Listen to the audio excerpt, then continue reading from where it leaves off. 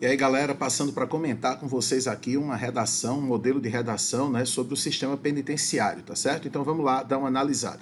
Primeiro aqui o primeiro parágrafo, olha só. São muitos os problemas do sistema penitenciário brasileiro. Observe que é uma frase curta. Normalmente a primeira frase deve ser curta para deixar claro o posicionamento.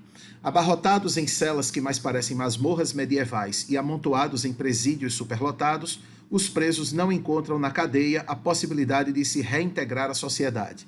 Então você já vê o primeiro problema apontado, que é a dificuldade de reinserção na sociedade. A gente chama atenção para a concordância, né? Olha lá que começa com abarrotados e depois amontoados, concordando com o termo que só vai aparecer depois, que é os presos, tá certo?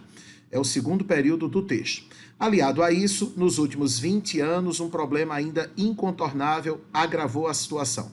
As prisões passaram a ser comandadas, de fato, por facções criminosas como o PCC.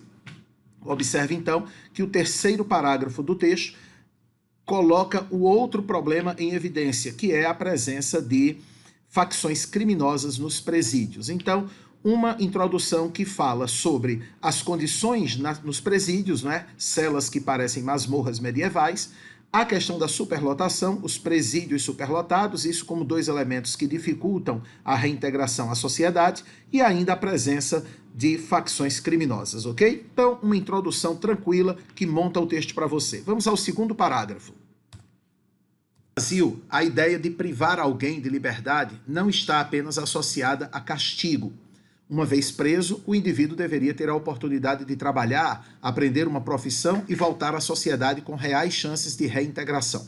Nada disso acontece no Brasil. Então observe que o segundo parágrafo começa apresentando o problema de dificuldade de reinserção, principalmente porque o preso não pode trabalhar, né? Ou ele não trabalha para ter essa chance.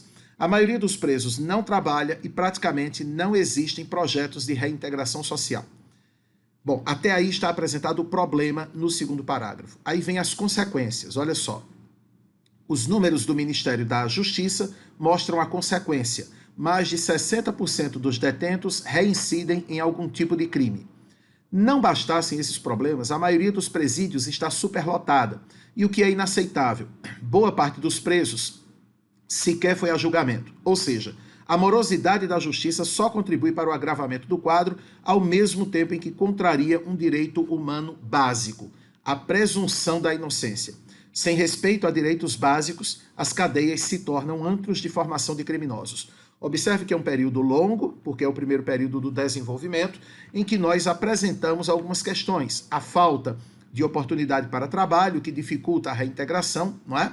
Observe que a palavra reintegração aparece pelo menos 2 vezes aqui no texto, então, marcando bem essa dificuldade que existe nos presídios brasileiros, a consequência, a reincidência no crime, e nós acrescentamos um outro problema, que é a questão da superlotação, atribuindo ainda uma justificativa para isso, a morosidade da justiça para julgar, não é? Nós temos muitos presos provisórios.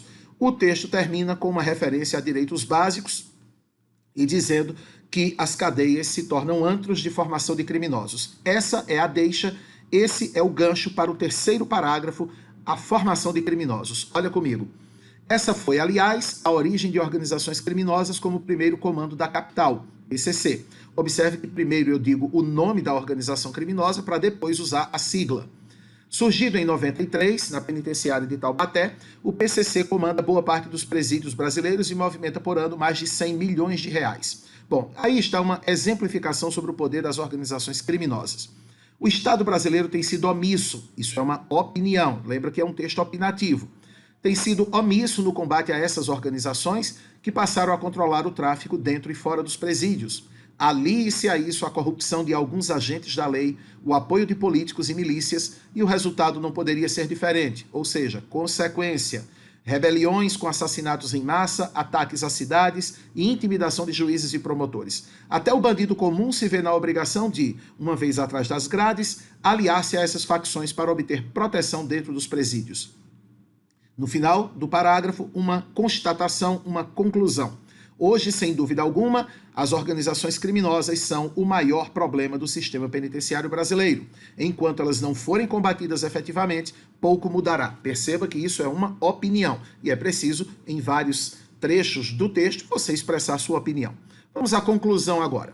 São, pois, observe que o pois conclusivo aparece entre vírgulas e depois do verbo, são, pois, mais que evidentes algumas medidas para minimizar o problema. Observe também que o parágrafo é curto, para não perder tempo, para não perder linhas.